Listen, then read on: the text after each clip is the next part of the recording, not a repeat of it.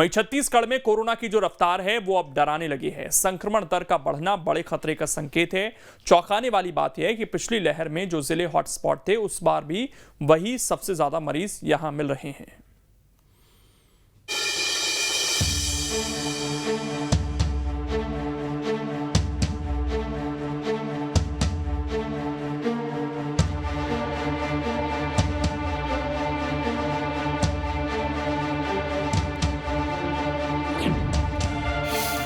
छत्तीसगढ़ में संक्रमण दर ने बढ़ाई चिंता।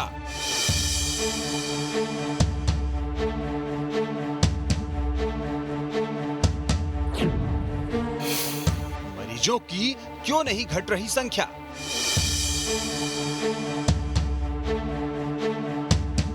छत्तीसगढ़ में कोरोना की रफ्तार अब डराने लगी है। ऐसा इसलिए क्योंकि कोरोना की पीक में मरीजों का ग्राफ कुछ इसी स्पीड में बढ़ना शुरू हुआ था। नौबत ये है कि अब रोजाना औसत मरीजों की संख्या 500 रहने लगी है।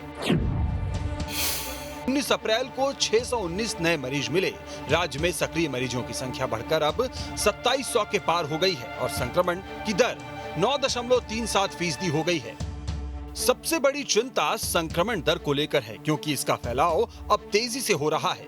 गौर करने वाली बात यह है कि बीते एक हफ्ते में कोरोना का ट्रेंड तेजी से बदला है। पहले गंभीर मरीजों की संख्या कम होती थी, अब सीरियस मरीज बढ़ते जा रहे हैं। सबसे बड़ी चिंता तो मौत के आंकड़ों को लेकर है, क्योंकि मौत का ट्रेंड डराने वाले संकेत है। छत्तीसगढ़ में कोरोना संक्रमण थोड़ा थोड़ा बढ़ रहा है, अतः सावधान रहने की आवश्यकता है। अभी हमारे यहाँ पॉजिटिविटी रेट 9.7% आ चुकी है। 2500 से ऊपर मरीज अभी एक्टिव हैं और प्रतिदिन 500-600 रोगी मिल रहे हैं। अतः जिन लोगों को diabetes, blood pressure, thyroid, lung, liver, kidney या हार्ट की बीमारी हो, या जो वृद्ध व्यक्ति हों, गर्भवती महिलाएं हों, छोटे बच्चे हों, इन्हें अतिरिक्त सावधानी की आवश्यकता है। बीते कुछ दिनों के ट्रेंड को देखें तो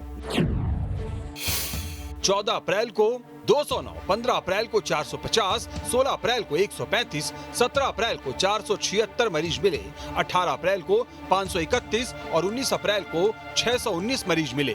जिस तरह से मरीजों के आंकड़े बढ़ रहे हैं, उससे सरकार भी सतर्क हो गई है। रोजाना 10,000 सैंपलिंग के आदेश दे दिए गए हैं। देखिए, पिछले कुछ दिनों में पूरे देश में कुछ राज्यों में केसेस लगातार बढ़ रहे हैं। हालांकि संक्रमण कोविड दूसरी लहर जैसा तीव्र नहीं है और संक्रमण क्षमता भी बहुत ज़्यादा नहीं है, लेकिन फिर भी केसेस बढ़ना अपने आप में एक बड़ी चिंता का कारण है। छत्तीसगढ़ में 4 में से 3 डेथ ऐसे मरीज की हुई है जिन्होंने कोविड के वैक्सीनेशन लिए ही नहीं थे। चौथे मरीज की मृत्यु एक सड़क दुर्घटना में हुई है। ये देखने में आया कि जैसे जैसे भीड़ बढ़ती है बाज़ारों में या कोविड संक्रमण गाइडलाइन का पालन नहीं करते तो केसेस की संख्या बढ़ती है। छत्तीसगढ़ में अब स्वास्थ्य विभाग प्रतिदिन 10,000 के आसपास टेस्ट आने वाले दिनों में करेगा। जिन जिलों में सबसे ज्यादा एक्टिव केस हैं, अगर उन पर गौर करें तो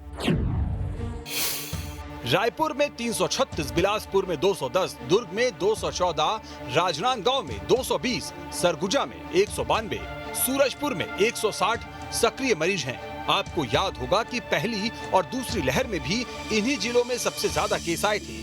इसकी 2 वजह है। पहला ये कि रायपुर और बिलासपुर से ज्यादा आवाजाही होती है, बाकी जिलों से दूसरे राज्यों से लोग आते जाते हैं। जब तक एंट्री पॉइंट पर स्क्रीनिंग नहीं होगी, तब तक संक्रमण के फैलाव को रोकना मुश्किल काम होगा।